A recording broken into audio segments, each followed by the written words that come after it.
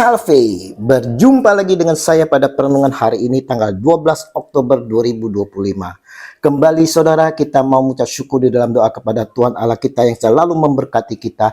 Dan juga jangan lupa berilah senyuman dan sapaan kepada sesama kita. Kita mau awali perenungan pagi hari dengan tanda kemenangan Kristus dalam nama Bapa dan Putra dan Roh Kudus. Amin. Iman yang menyelamatkan. Bacaan liturgi hari ini diambil dari kitab 2 Raja-Raja 5 ayat 14 sampai dengan 17, bacaan kedua 2 Timotius 2 ayat 8 sampai 13, dan Injil Lukas 17 ayat 11 sampai dengan 19.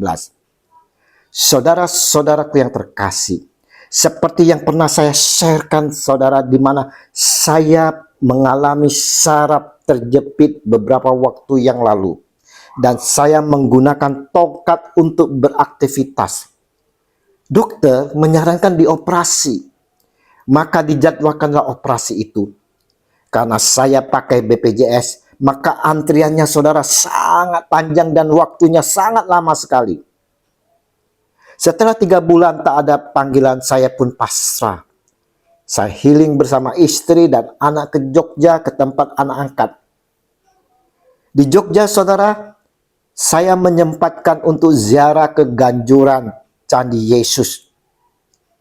Nah, di sana saya punya niat saudara. Saya punya niat untuk naik ke candi yang terjal walau dengan tongkat, dan berjalan pun sulit saudara. Namun istri dan anak-anak juga anak angkat melarang saya naik ke atas. Tapi saya katakan, saya punya niat, punya harapan kepada Yesus. Singkat cerita saudara, saya naik dan sampai ke puncak. Saya berlutut dan berdoa, Tuhan Yesus, kalau ini kehendak Engkau, saya percaya Engkau sendiri akan menyembuhkan aku. Belum saya ucapkan amin saudara, tiba-tiba sinar dari patung Yesus keluar menyentuh dada saya. Saya pun langsung mengucap syukur bahwa saya sudah disembuhkan. Puji Tuhan, haleluya. Sungguh saudara-saudaraku yang terkasih, saya dapat berjalan saat itu juga. Saya turun dengan posisi mundur tanpa memakai tongkat sama sekali. Saya sembuh tanpa operasi oleh dokter. Yang mengoperasikannya langsung adalah Yesus Kristus Tuhan kita. Puji Tuhan, haleluya. Nah, saudara-saudaraku, hari ini saudara, Injil yang kita renungkan menyajikan kuasa mukjizat atas 10 orang kusta yang dilakukan oleh Yesus Sang Baginda kita. Ketika ia memasuki suatu desa, datanglah 10 orang kusta menemui dia. Mereka tinggal berdiri agak jauh dan berteriak, Yesus, Guru, kasihanilah kami. Lalu ia memandang mereka dan berkata, pergilah, perlihatkanlah dirimu kepada imam-imam. Dan sementara mereka di tengah jalan, mereka menjadi tahir. Haleluya. Lukas 17 ayat 12 sampai dengan 14. Sangat menarik untuk diperhatikan Injil hari ini saudara. Seorang dari mereka ketika melihat bahwa ia telah sembuh, kembali sambil memuliakan Allah dengan suara nyaring. Lalu tersungkur di depan kaki Yesus dan mengucap syukur kepadanya. Orang itu adalah orang Samaria. Lukas 17 ayat 15 sampai dengan 16. Apa menariknya? Apa hubungannya dengan kita saudara? Kesembuhan yang dialami orang Samaria ini merupakan anugerah Tuhan yang luar biasa baginya saudara. Tetapi yang patut menjadi refleksi buat kita adalah anugerah Tuhan yang terbesar untuk orang Samaria bukan kesembuhan orang yang sakit kusta, tetapi perjumpaan dengan Yesus yang menyelamatkan. Dan hanya dirinya lah yang kembali kepada Yesus untuk mengucap syukur dan memuliakan Tuhan. Tidak seperti 9 yang lain saudara pergi entah kemana. Sedangkan orang Samaria menyadari akan keberadaan dirinya, saudara. Untuk itulah dia kembali menemui Yesus sambil tersungkur mengucap syukur atas tindakan iman dari orang Samaria ini. Yesus meneguhkan hatinya.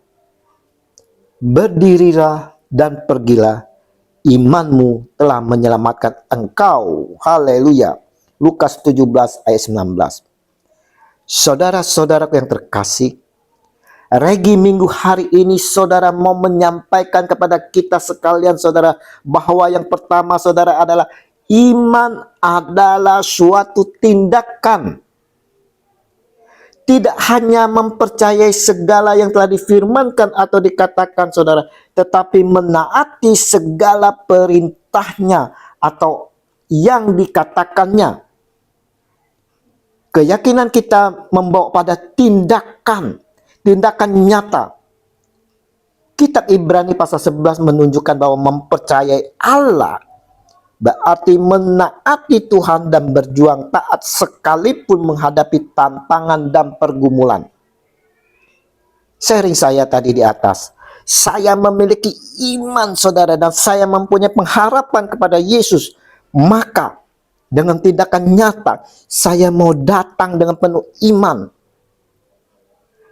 Yang kedua, saudaraku yang terkasih di dalam kasih Kristus, jika kita memiliki iman, maka tidak ada yang mustahil bagi orang yang percaya.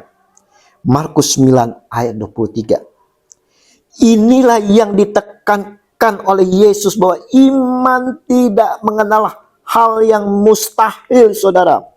Impossible menjadi possible. Semua itu terjadi bukan karena kehebatan manusia, bukan karena kehebatan kita, saudara, bukan, tetapi karena pertolongan dan kuasa Allah yang tidak terbatas. Kembali pada sharing saya di atas, walau begitu banyaknya hambatan, saudara, dilarang oleh istri, anak-anak angkat saya tetap fokus datang kepada Yesus. Saudara, belajar dari orang Samaria yang disembuhkan, maka saudara, kita perlu bersyukur dan memuliakan Tuhan. Lihat, 10 orang kusta yang putus asa memohon belas kasihan Yesus dan mereka disembuhkan. Namun saudara, hanya satu dari mereka yang kembali untuk bersyukur dan memuliakan Allah.